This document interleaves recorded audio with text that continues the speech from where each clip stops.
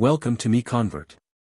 In this tutorial, I will show you how to convert MB files to IGES format, completely free and online.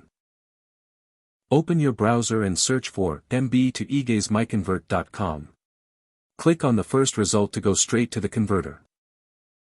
You are now on the MB to IGES converter page. The interface is clean and easy to use. Let's upload a file. Click the Choose File button. A file picker will open.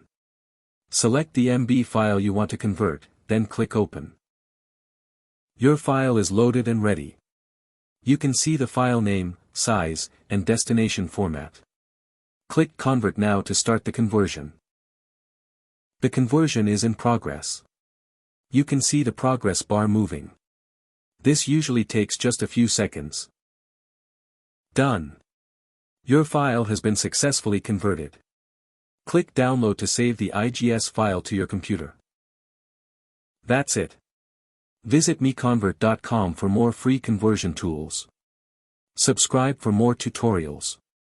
Thanks for watching.